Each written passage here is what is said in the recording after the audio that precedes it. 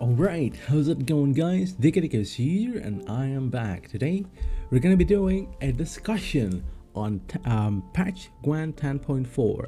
It just dropped tonight, this night, and frankly speaking it looks insane. I don't know what the devs were smoking when they make these changes, but they've been killing it lately. So yeah, I could praise the dev all day today, but I think I'm just gonna discuss the content of the patch. So yeah, let's do it. First things first, the developer stream started easy, or maybe this is the most crucial information of them all. So it's a change on the countdown. It used to be countdown, now it's timer, and now it's before the end of your turn. Lower the number by 1. When the number reaches 0, trigger the ability. So this change is all these cards right here: Portal, Borg, Siridash, Triggerbor, Serquant. Okay, so this is a very interesting situation right here, right? So cards like Portal, where you bring out multiple engines, right? So if you pull out one engine, for example, the 4 provision that boosts itself, like the cards that you use on Colgrim, the Witcher stuff, the Witcher student. So when it came out, it immediately boosts itself, so that's like really good, right? It used to, when you pull it out, the second one, it doesn't boost itself. So what the heck? But now it's again immediately boosts itself. Same with Megascope. So I think Megascope's gonna be really good to use with Witch Apprentice, the Piggy monster stuff, and yeah. So when you Megascope a Piggy, the Witch Apprentice 5 provision monster card, is gonna spawn and then immediately boost. So it's a 6 point on deploy the next round. It's not 6 point on deploy, but yeah, it's you're gonna have 2 extra points, and that's, I think, really big. Same with Queen Meef. If there's an engine that's like inspired, it's gonna boost itself first, and then the engine's gonna maybe get multiple value. Maybe. Is there an inspired engine? I'm not sure. But the same with Saskia Commander. Now when after the second, like the countdown ability, like the deploy, I don't know what I'm saying, but the deploy ability, the engine moves, the engine gets value, but now after the countdown, the engine, the second engine that comes out of the deck also gets immediate value. It's like really insane. Ludo, it used to, yeah, Ludo 2, Ludo Run and Bound. It's actually like getting the coin first is actually insane, because when you choose not to tribute with him and then you get the coin, now actually after you get the coin, you get the Redanian ship out of your deck or your graveyard. It used to not, it wasn't like that, right? It's kind of like really good. Okay, moving on. Northern Realms got, I think this is like a really heavy blow. Like the changes here is actually really similar to how what's that called? What's that little bit? Pincer Maneuver. How Pincer Maneuver used to get nerfed, right? Pincer Maneuver, if you didn't know, historically was a very, like, it's the only playable leader of Northern Realms. Everyone only played that because it essentially allows you to play 2 cards in one turn, multiple cards in one turn with that one leader. So yeah, it was really good. But that then CDPR nerfed it. The developer team nerfed it by like 5 provisions or like 6 provisions. I don't remember. So the leaderability got increased. The provision cap got increased to like 12 when it was like 15 or 16. And people are still playing it, as crazy as it is. Like, it's still the only viable NR leader, even though it got decreased by like 5 provision. And I think it's looking like the same here with AA and Siege Master. I'm not really sure how I feel about this. Like AA, Amphibious Assault has always been the card that you auto include in your deck, right? Like AA is just a no-brainer. You put it in your deck, it thins 2 cards, 2 bronzes, so it synergizes really well with Siege. It synergizes really well with Mage because you essentially tutor them, and then they got boosted so they can't remove it. So AA has just been really insane, and this change, I'm feeling really mixed about it. It definitely makes the card harder to put in your deck. Like, you're trading down more provisions now, but it's still the same effect. not really sure about this. There's gonna be some tweak in the deck. For example, like, I mean, the deck right now, probably you're just gonna move like Boiling Oil to something like Winch. It's like not really a major impact on the deck. Also with Siege Master, I think Siege Master is like these two nerfs does not seem like huge, but I think it's gonna affect how the match is gonna get played. Like 1 or 2 points, like it's just 1 or 2 points, it's just 1 provisions. But it also changed how the deck, how other cards are gonna be put into the deck, right? And I think that's also gonna affect how the match is gonna get played. And yeah, honestly, everyone expected this card to appear in the developer stream, but I don't think this is like a big change, because especially there is this card called Ice Thread. If you didn't know, it's a 6 provision, 6 power. If you draw a card, if it's a unit, boost it by 1. If it's a special, boost Ice Thread by 1. So you have 2 charges, 2 little charges with pincer maneuver. So that means that you could also just place Ice Thread, use 2 little charges, bring out 2 different Traveling Priestess, and nothing will change. They still have the Zeal, even if you bring out one of them with like Scoundrel or Filiga Forts. So yeah, I'm not really sure about this change. The Inspired tag I think only affects something like Teleportation or Renew, which you don't play them in the Traveling Priestess deck.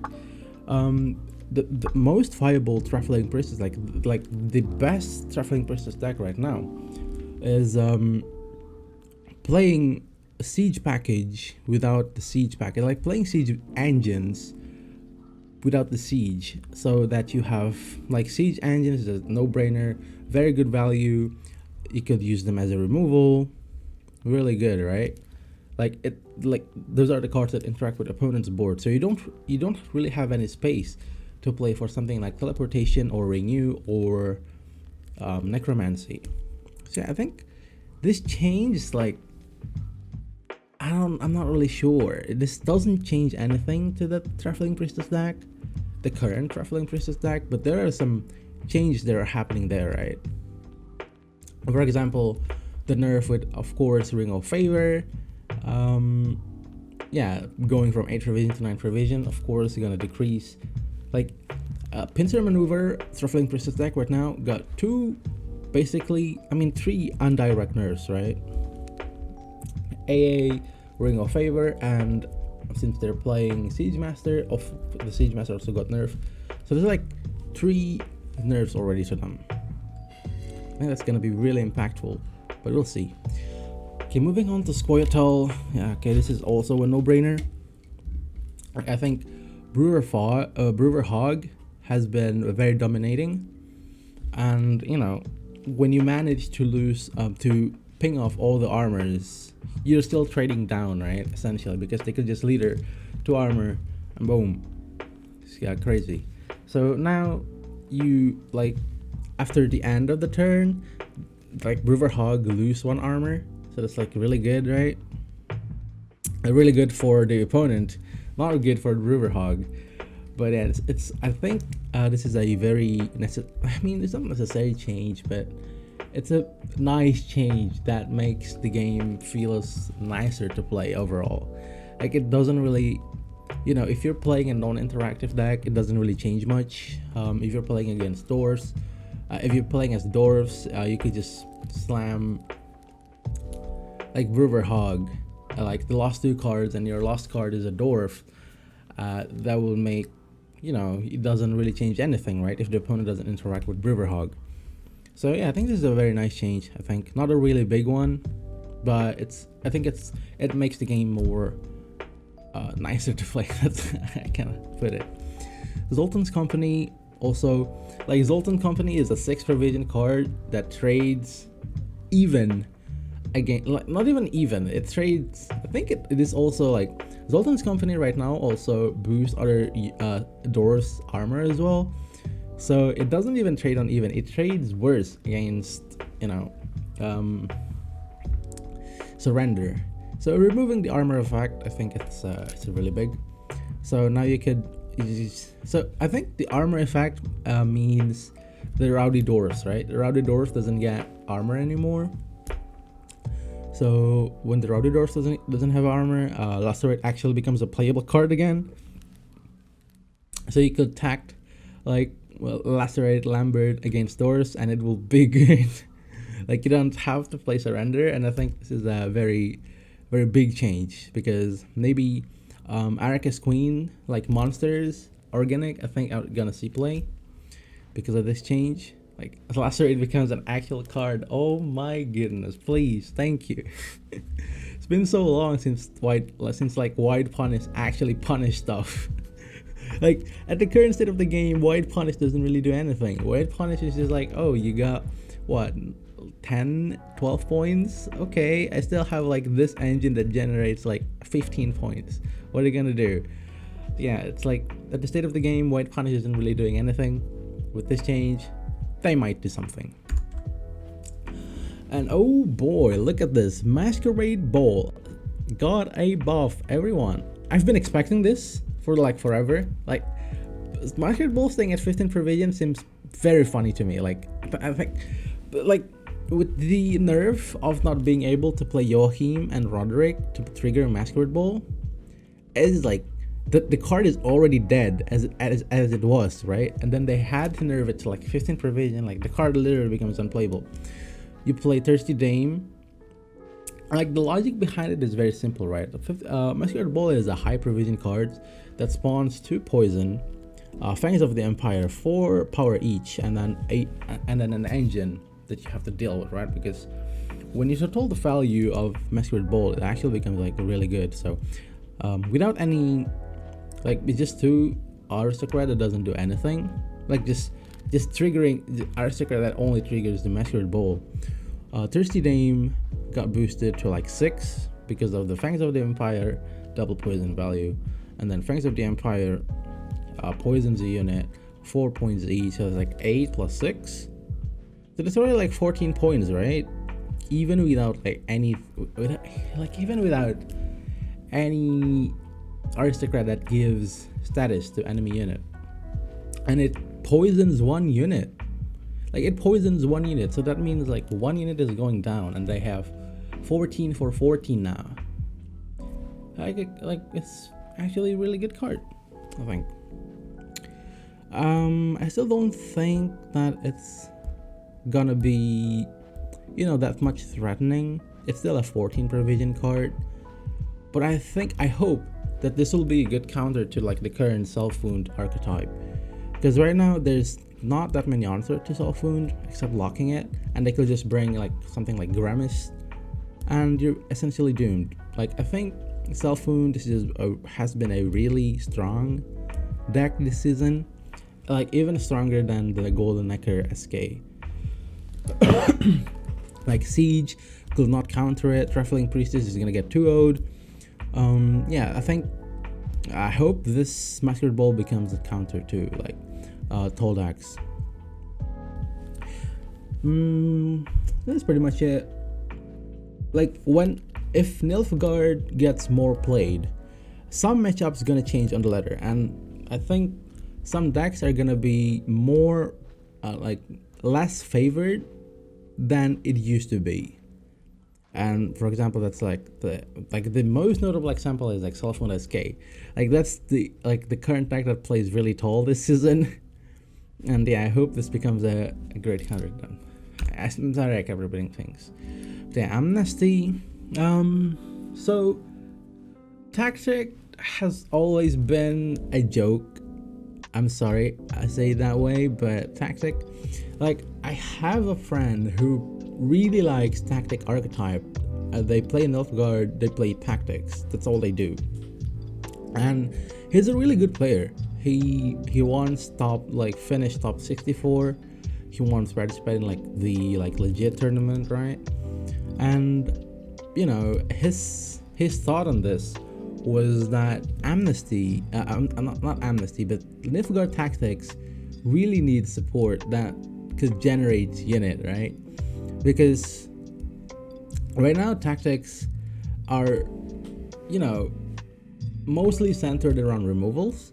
You could see tactics as something like assimilate, support kind of stuff because of remedy and what's that called, diplomacy.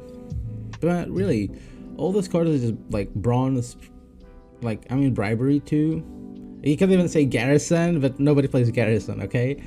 So yeah, tactic has always been like the most valued tactics has been assassination, coded weapons. Like heck, dude, if you look Gwent for like the past 2 years, 3 years, assassination has never been changed. That's how insane that card is. Even at like 3 years, for like 3 years, assassination has never been changed. It's always 6 damage. If you have 2 adjacent units, decrease the damage by 2. Decrease the damage by 1 for each adjacent enemy unit. Just for each adjacent unit, I think. It's not just enemy unit. But yeah. With this buff, Amnesty, like when you look at this, right, it looks like a really good buff. Like 5 provision for a potential of 9 plus 2. What is it, 9? It's like 6 plus 2. It's like 8. It's like an 8 for 9 that could seize an engine. Like, this is a really good card. But we have to see because 3 powers, you have to, you know, you have to really adjust the power of the units that you're gonna seize. I mean, with this change, if this card sees more play, then siege engines such as Ballista is gonna be seen less played on the melee row. People are always gonna like back row it just to play it safe, right? Because Amnesty actually trades down very bad for them. It's even provisions, but they're losing an engine, regaining one, a 5-hour engine. It's gonna be insane. So we'll see. This card is actually a really good counter to siege machine like Ballista, and I hope that because people are running this, people are running more tactics, like we're actually gonna see less Northern Realms deck. Northern Realms has just been really dominating this this patch, so insane. Okay, moving on. Monster Brewers Ritual. It used to be Ritual Sacrifice, but the card has Brewers art in it, and it now becomes a unit, a relic unit, and it has the ability of Deathwish. Summon 2 random bronze Deathwish units from your deck to this row. Keyword being random. Okay, so what does this mean? So it's a relic. First of all, it has Deathwish that 2 towards 2 random bronze Deathwish units from your deck to this row. So how do you play this card, right? I mean, there are some funny combos with like Aracus Queen. You could Aracus Queen this, eat this.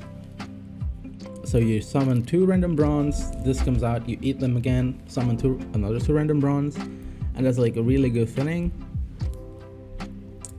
But I think like this is actually really good support to Deathwish. So what does this mean is that you're actually able to have more consume cards in your hand, right? For as long as I can remember, the issue with Deathwish is that you have to play a Deathwish card from your hand, and then you have to play a consume card from your hand. So you're taking 2 actions on a round just to trigger the Deathwish ability. Like, it's actually like really bogus when you think about it. When you have all these cards, it's like, oh, I place an engine this turn, and then the next turn I place an engine, and then you have like 2 engines. But with Deathwish, what do you have? You have 1 Deathwish card, and you play a consume, and that's what, 18 points. So for example, you're playing you remove 1 engine, but then you have nothing left for the rest of the round. For example, if you play the 5 provision, 5 power, 5 damage Deathwish, I forgot what that card's called, but when you consume it, sure, you could kill 1 engine, it's a random damage, but what then? Like, you're still gonna trade down each turn taking that. So yeah, the issue with Deathwish is that you have to have a consume and the Deathwish card. But with Brewers Ritual, you actually don't need to have the Deathwish card in your hand. You could just play this card, eat it, summon 2 bronze Deathwish, and then you could play the consume in like the consume cards that you have in your hand. So I think we're gonna see a really interesting deck from this. One thing that I'd like to note here is that it's a relic, right? They buff relic Deathwish support. So I think there's gonna be like a really funny deck where it's like relic Deathwish. I really wish I could see that.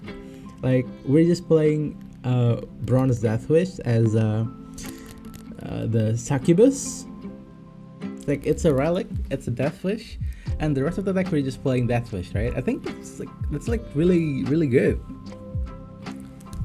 I don't know. We'll see about that. Like you could just play this card at like almost at the end of the round, summon 2 Succubus, and then start eating them. I think that's really good.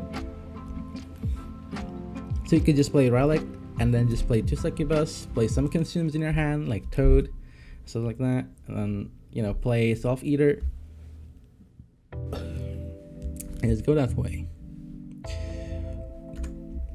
Alright, some buffs to monsters. Finally, monsters received nothing last season. I mean, they received some changes to like the Walton archetype, but now they're pushing like Atticus Queen. Like people were experimenting with it. Like it's not really stable. Like it leads to some funny combos, like consuming the Spirit Tip, making a Atticus Queen a 6+12 point play, like 18 point play. It's like really good. Which is Sabbathing that, and then double Gurney of course, but none of it actually really, it's more of a meme deck than like a legit deck that has control, that has engine, that has toll removal, right? It doesn't have any interactivity with opponents. It plays more like a solitaire that's a bad solitaire because it doesn't have carryover or engine or like anything like that. So with the change, what's the change here? Atticus Queen, consume an allied unit or the spawn Arcus. Okay, so it doesn't have to be in sack now that you consume. That you could decide whether you want to use Arcus Nest or not. So it's always on order. It's always a 6+4. If you're playing Arcus, it's always 6+5. So this card I think is like really good. You don't need to synergize it with Insect. Yeah, I think people will definitely experiment with this. I don't think this will make it busted because there's actually answers like lock. Like now with the order ability, you want to remove this card more so than before, right? Because you have order, and if the opponent kill it, you're gonna get bunkered with, like, if the opponent, like, if you don't kill this card, if you don't heat wave it or something like that, opponents, like the monster player is just gonna like consume this and then immediately gets value, like order consume. It's just gonna be insane. So yeah, I think removal decks are gonna see more play this season. I'm pretty sure like monster gets some buffs, and that means more like points are being dashed to the board, and I think removal decks are in for a treat. Hybrid, if you didn't know, Hybrid is a card that you could summon from monster's location, do like. Yeah, so right now it becomes a deploy melee if a unit was consumed during this turn, boost off by 4 if it's deploy range, consume an allied unit. So it's a 4 provision, right? And if you have consumed the unit, so it basically becomes a 4 provision consume 1 unit. It's not like really good. I think you mostly just, I mean, it's a 4 provision card, and if you deploy it melee, it becomes an 8 point of value 4 provision card, which is like really good. Like devotion card is a 7 value 4 provision card. Oh my god. Like a card that's not devotion is getting more value than devotion. I don't know about this, but I think so it's a lot of points, that's one thing, but when you consider this card is a monster faction card, like I think 8 provision is a lot of points, don't get me wrong, especially for a 4 provision card. Like 8 points of value is like it's pretty nice, but we'll see. Like I don't know, like I don't want to say I don't know, because there is some chance that this unit will see play.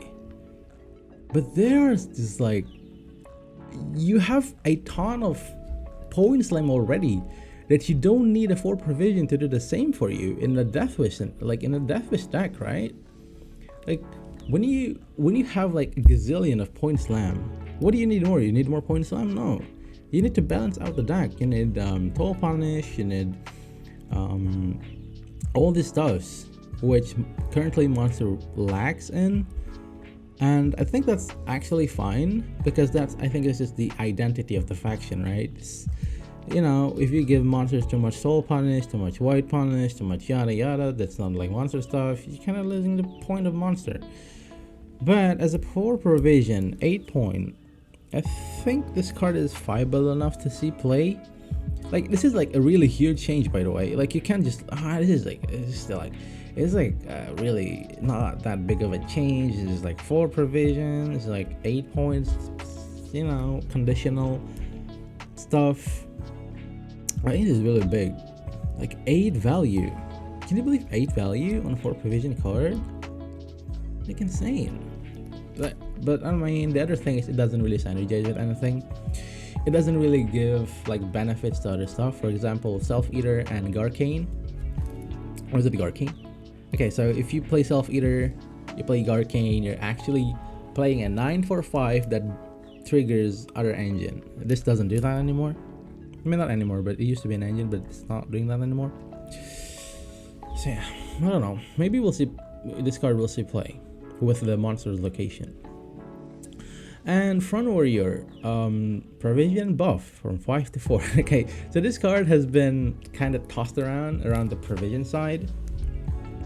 It used to be 4 provision. It used to be, I think it used to be 5 provisions when it's like damage unit, right? I think, if I'm not wrong. Like the old effect used to be whenever a unit was consumed, damage a random enemy unit by 1. Now it's boost self by 1, and the effect got changed to like boost self by 1.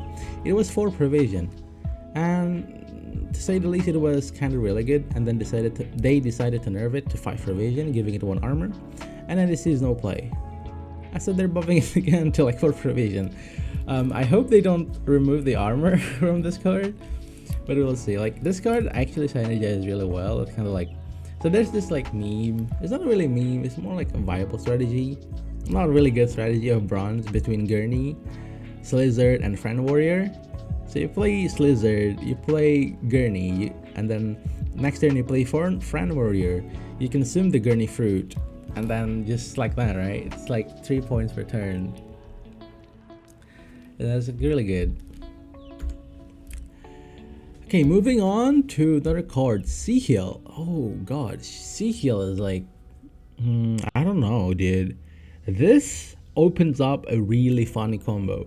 Damage an enemy unit by 1. So that means it's gonna be really good against with spies, because you can, you know, play a bronze spy, 1 power unit to the enemy board, and then the next turn you're just gonna death blow Sea Heal. So you don't need to, you know, do proper initiative stuff, because you already have the spy to damage it. I mean, if you don't have the death blow, it's gonna be really awkward, right? So yeah, I think this opens up a really funny combo with spies. I think I'm gonna be running like a 30 cards deck, a 30 card bronze Nilfgaard spies deck. Like this is actually really good. So if you play this, like at your starting hand, if you have 1 spy that, you know, you play 1 spy, it could be like if the opponent plays a bronze card, you're gonna play a spy, and then you have a unit, and then you play Sea Heal. So Sea Heal is starting off at 1 damage with 8 remaining cards in your hand.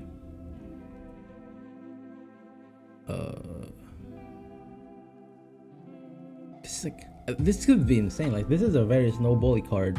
So in round 1, if you manage to have 2 spies in your hand, you could immediately get Sea Heal value to 3 damage, and 3 damage is basically removal already, dude. That's like insane. So you could thin like up to 8 bronze card in your hand with Sihil. Thinning 8 cards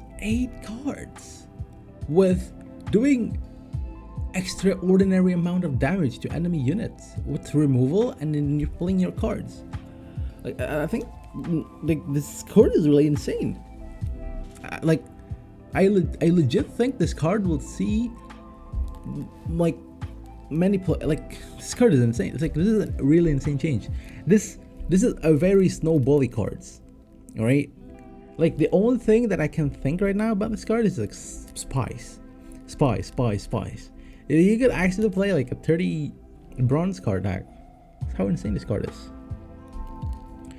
Like it's only a bronze card, but you're doing like with the initiative, you're getting more damage.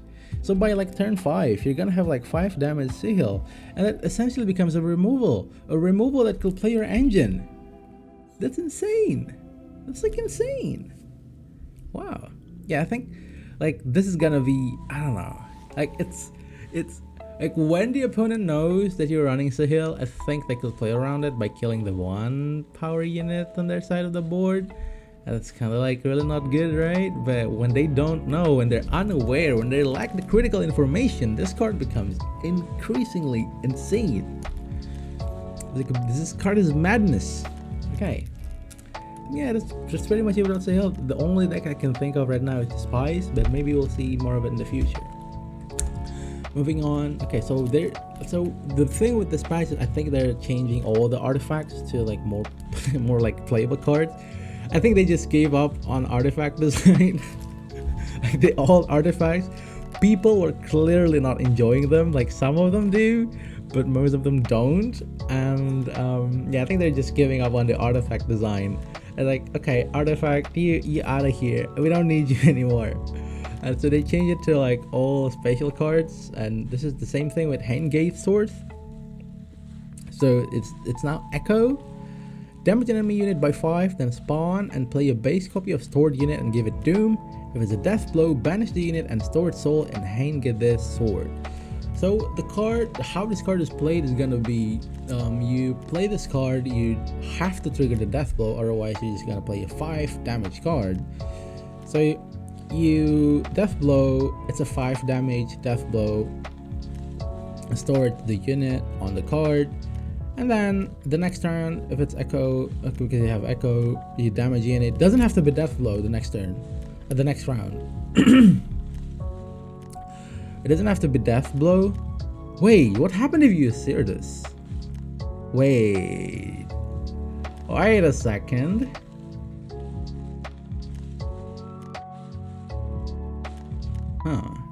So this actually opens up a really interesting question. I just realized. What happens, because it's Echo, right? Echo means that the deck's gonna return to your that the card's gonna return to your deck and it has Doomed on it. But if you return it to your deck without with a Seer, it doesn't get Doomed. It doesn't get the Doom, so you could play it on the next round. Or you could play it this round as well. You play Handgate, Death Blow, store that unit into the card, and then you Asir it back, and then you play something like Lady of the Lake or Arcane Totem. You 2-door this card out of your deck, you damage an enemy unit,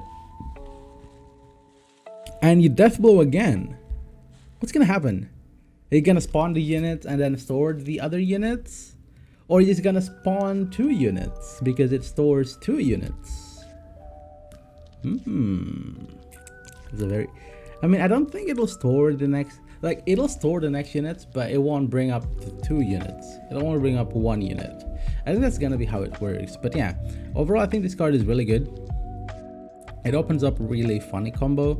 Like, right now, 5 damage is not really removing, like, you know, the 9 provision cards, right? Except, like, even with an incantation, you can't really move it with 5 damage anymore because it has the ability to consume other cards. Like, most of the deck right now doesn't really have 5 power except for Scallan. Like, Scallan has been left in the dust for quite some time. It's staying and 5 power, or yeah, even like Damien got buffed to like 6 power, right? Stefan doesn't get that treatment. So yeah, if you have an unprotected you know, Stefan, this could be like really bad. Like most of the engine right now, like most of the value cards right now, it's not 5 power anymore.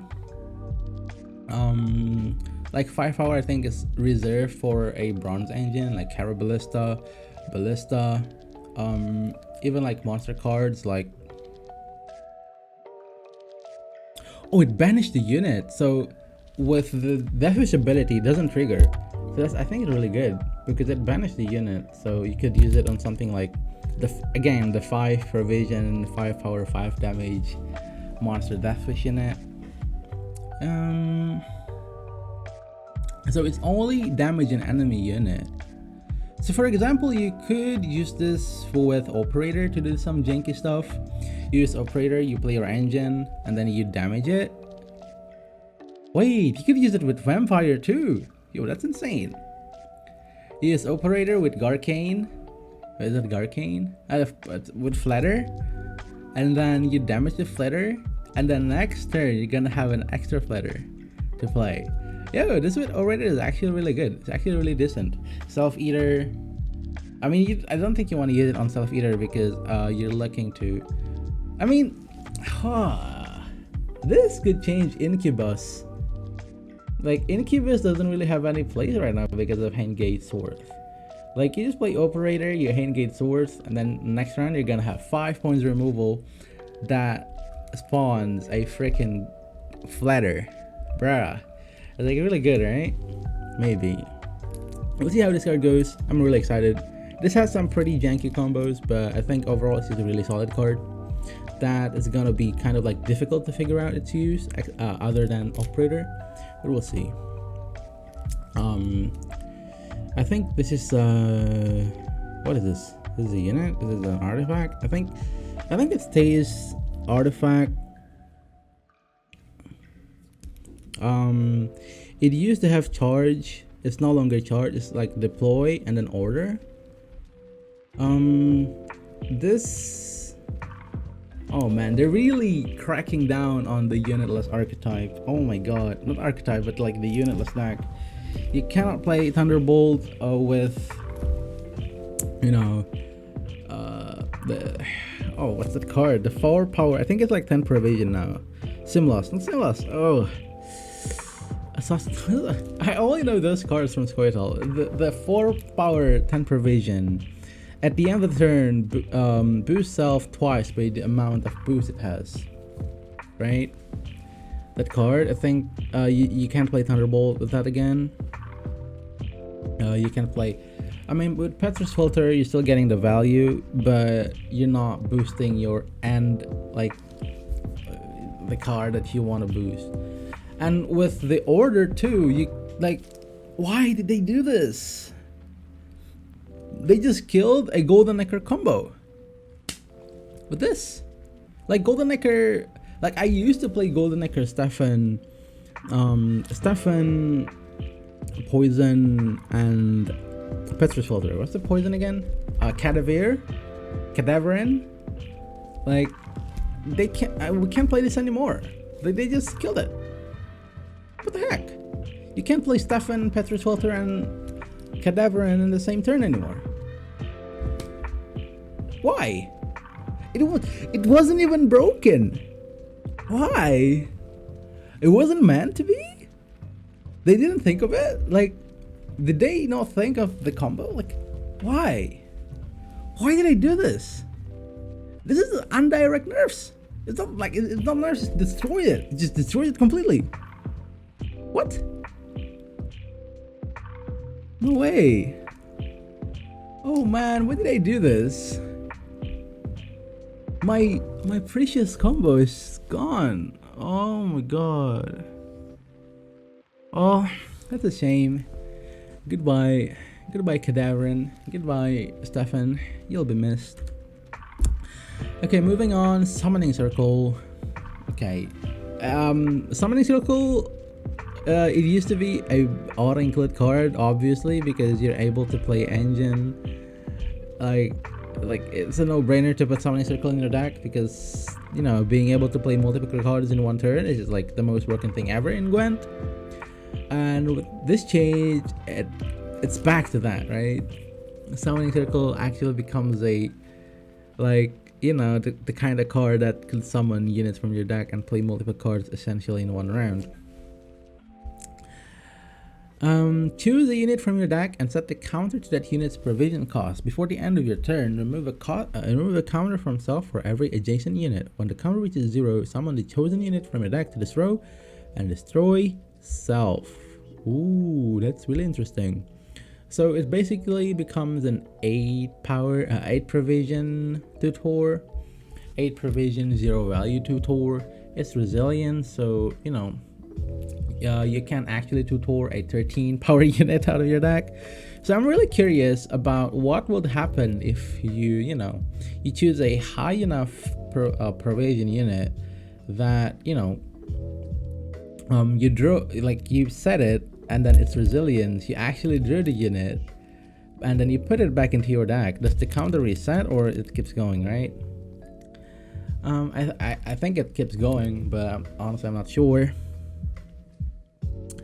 So yeah, I mean, this is like a really interesting change. You can't really use this as for a unitless deck anymore, because it needs unit for the counter to tick. Yeah, I mean, this is gonna be a very fun card. When the counter reaches 0, so you can't really like cheat the counter because it's an artifact. I mean, you can't really cheat it. So you know, the thing is, you can't really do some janky stuff like, oh, I summon this unit this turn and then immediately do this combo. Like, you can't do that. You have to wait a turn, so the opponent has a time to remove the card that gets summoned by the Summoning Circle. So I think that's this is a very balanced card.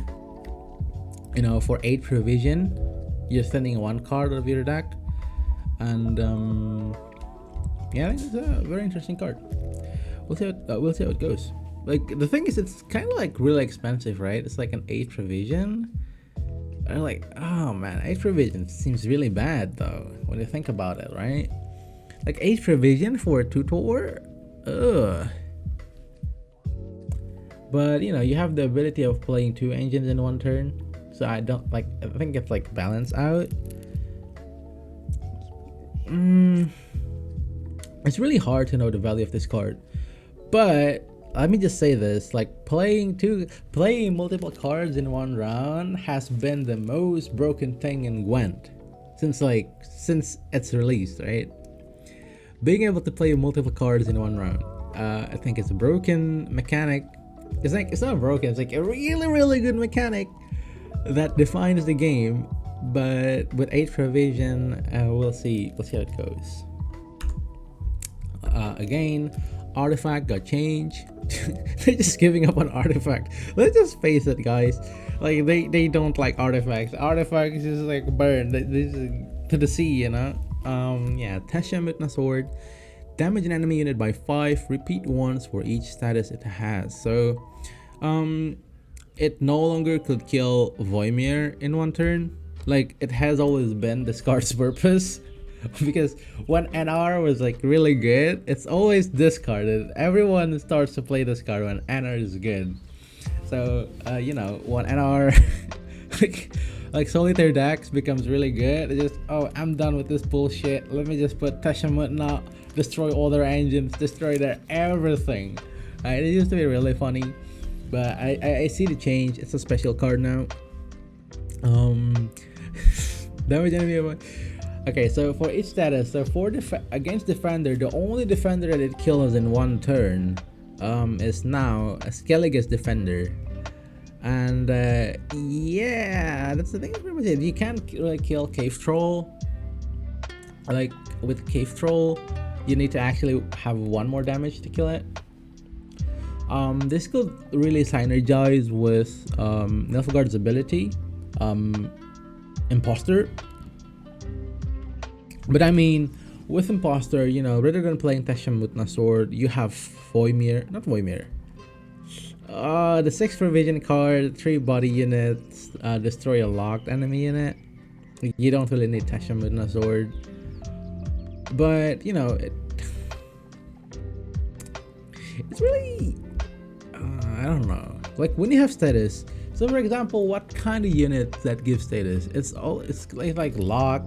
It's either lock, poison, doomed, and that's pretty much it. Like the debuff, like kind of like debuff status. It could also destroy a unit. I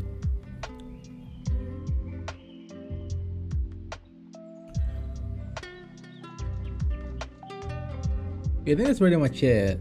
With the 5 provision bronze from Scoia'tael, that's the symbiosis engine.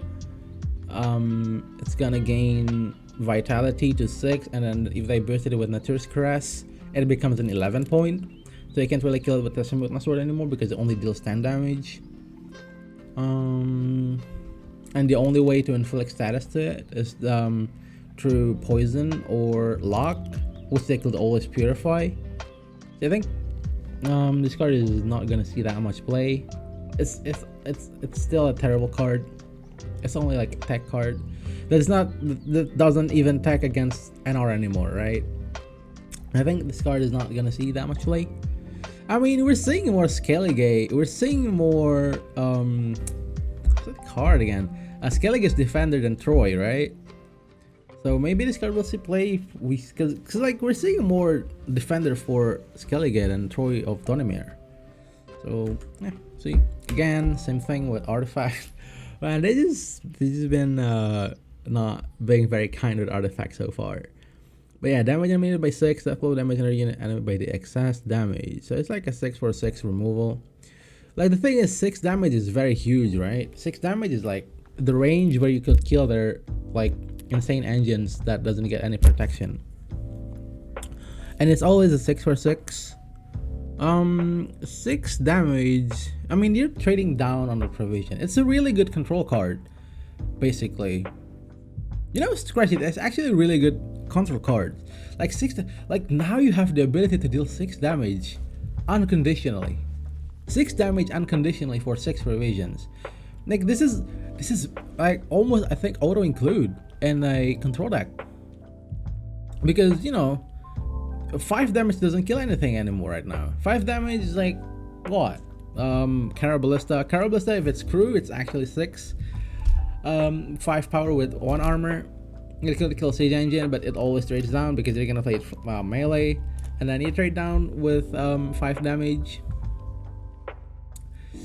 Ooh, this card opens a lot of possibility for control decks because no opponent has to play around 6 damage.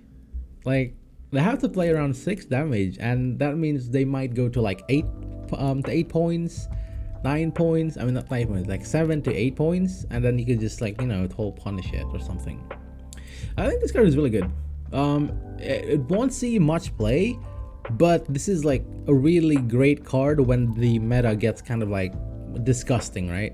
When the deck becomes all solitaire, this card is gonna be the hero to save the day. Yeah, I'm an advocate for control, guys. In case you didn't know, like I like monsters, but I don't generally like solitaire decks. I like more of an interactive decks. Like I'm like old Gwent player. I like interactivity. Weird, right? Yeah. 6 damage, dude. 6 damage is like very interesting. Like when you look at it value wise, 6 damage is 6 damage. 6 damage removing like a point heavy deck is like, it's nothing, right? But when it's up against an engine deck, that's where it gets interesting. 6 damage. Okay. Wyvern Scale Shield. Boost an allied unit by 4. Give it a shield. While in your graveyard, when you play unit, give it shield and banish shelf. So there's only one deck that I think will want this. Like you could put this in like something Northern Realms Rugner, but it's only like a 4 power boost, gives shield. Not really that ideal. I mean, it could shield the, you know, the 9 provision engine, 4 power, 1 armor, spawn a Witcher student. Like you could use it without, but I don't think it's that necessary in a Witcher Nostradamus deck. What I think this card is gonna be good in is, of course, Calculus. Like this card is like, I think is going to replace something like I guess it's gonna be a tech card, right? So with this you could play something like Cave Troll, and then you play Siri, and then you play this card, give shield to the Cave Troll, and then when you play another unit, for example Calculus or the Nithrol or Witch's Apprentice, the Beast, it's gonna have shield. You know, you don't need Veil when you have shield. Like you can't, opponent can't remove it. They can only lock it, poison it, and if they poison it, you're just gonna boop. Oh, you get failed. What you gonna do, right? So yeah, I think this card is gonna be like insane in Calculus. I think like this will, I think maybe most likely, replace the Mahakam Ale, or I don't think it will replace Pact. It might replace Pact, but yeah. I mean, it's like a four power boost. It's not really that ideal, but I think the shield is gonna be really important. Like maybe this card will see like one in, one off, one drop in the Calculus deck. But yeah, this is a very interesting change. Like the shield is in some match, it's gonna be huge for Calculus player when you know they run out of their boosting stuff. Oh, I think that's it. That's all the change. And you know, Ring of Favor got changed, Shuffling Priestess, I think we go through all of them. And yeah, this change I think is gonna, you know, shift the meta a little bit. Shuffling Priestess will not see that much play anymore, I think. And hopefully with the change to a Ring of Favor, like people will see it as like you know, it's very provision heavy, right? And the thing is, it trades on even against something like spores. And you know, hopefully people run more spores to counter that, so that people will, you know, not include a Ring of Favor in their deck anymore. Like it's just the card is so good, right? It's like even if it doesn't work, even if you don't play it in round 1, it's still a thin 1 card. I mean, you're basically wasting a 9 provision for that.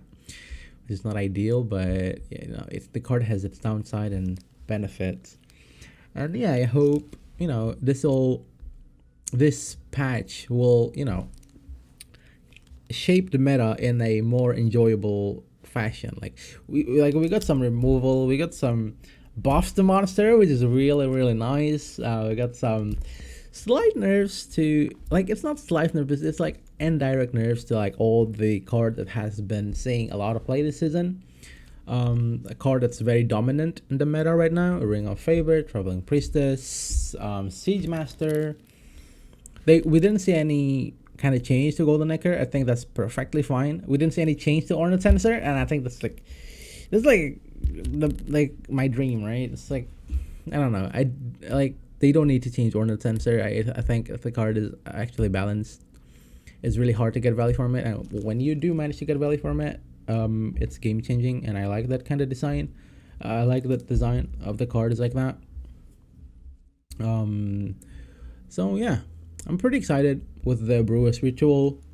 I think it's gonna see a lot of play, like a lot of experimentation with the player, and I think people will find success with it. Like it's thinning 2 Bronze Death Wish.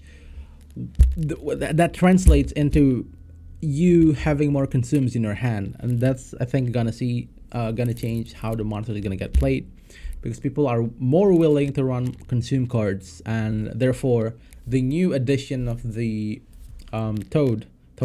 Cursed Toad, the Frog 5 provision consume, hopefully it's gonna see more play, and people will realize its value. Alright, with that out of the way, yeah, pretty excited about the patch. We'll see how the game is gonna get played, and peace.